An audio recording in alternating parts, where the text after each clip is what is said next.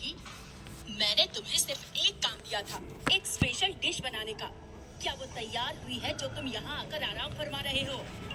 आरव सुबह से घर की क्लीनिंग करने में और घर सजाने में लगा हुआ था। अभी कुछ मिनट पहले ही वो किचन से अपने रूम में आया था।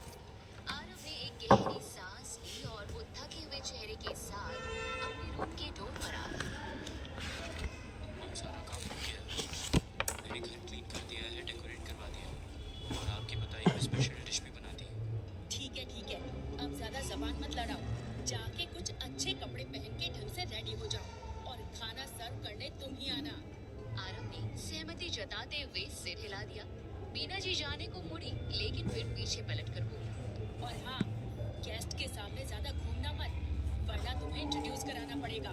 और तुम तो अपना इंट्रोडक्शन अच्छे से जानते ही हो कि तुम घर के जमाई हो, लेकिन इस लायक नहीं हो कि तुम्हें किसी से मिलवाया जा सके। आरव को बुरा लग रहा था, पर वो कुछ नहीं कर सकता था।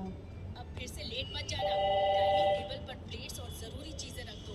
और हाँ, आज मैं तुम्हारी कोई गलती बर्दाश्त नहीं करूंगी। हमारी बेटी के रिश्ते की बात चल रही है। कहाँ करवाते वो हैं? लड़का बहुत वेल सेटल्ड है।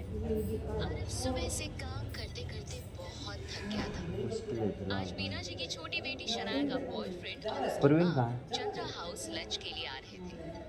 आरव घर के किसी नौकर से ज्यादा काम करता था और सैलरी के तौर पर उसे किससे होगा बेइज्जती और शादी ताने के? मिलते थे, लेकिन आरव कभी किसी को पलटकर जवाब तक नहीं देता।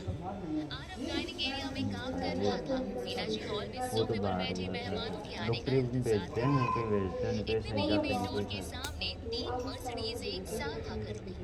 थोड़ी देर बाद ही मिनी स्कर्ट पहने एक लड़की, सूट बूट पहने एक ऐसे लड़के देने और ना, साड़ी पहने एक औरत इतनी के नहीं साथ दे घर के सकते, अंदर मना आने कर सकता लगी। सर मैं। बीना जी उठकर खुशी से उनकी तरफ बढ़े।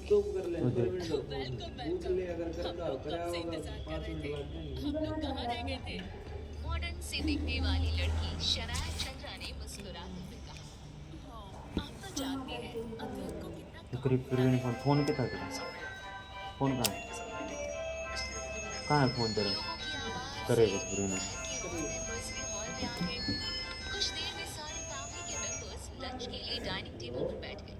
शनाया अपने बॉयफ्रेंड अद्वैत को एक एक करके सबसे इंट्रोड्यूस करवा रही थी। मेरी मॉम से तो तुम मिल ही चुके हो और डैड अभी यहाँ है नहीं। और ये मेरे भाई शिवम और भाभी तनुजा है। ये कुछ दिन के लिए हमारे साथ रहने आए हैं। अद्वैत ने कोई सवाल नहीं किया और एक छोटी सी बच्ची जो टेबल पर बैठी खाने का इंतजार कर रही थी, उसे देखकर पूछा, शिवम भाई की बेटी। इधर आरव स्टाफ के दूसरे लोगों के साथ अभी डाइनिंग टेबल पर खाना लगा रहा था। वो इस बात का ध्यान रख रहा था कि उससे कोई गलती ना हो, वरना उसे मेहमानों के सामने बेइज्जती सहनी पड़ेगी। आरव अद्वैत और उसकी माँ को खाना सर्व कर रहा था, तभी बीना जी ने आरव की तरफ आंखें दिखाई। आरव ने सब्जी का बोल कुक को दे दिया और खुद किचन में चला गया। कुक जब किचन में गया तो आरव से पूछने लगा, आपसे एक बात पूछे? आरव ने मसाले के डिब्बे ड्रॉअर में रखते हुए कहा, हाँ पूछे। क्या आपने मेरे को खुद सब्जी सर्व क्यों नहीं की? आरव कुछ देर शांत रहा, फिर बोला,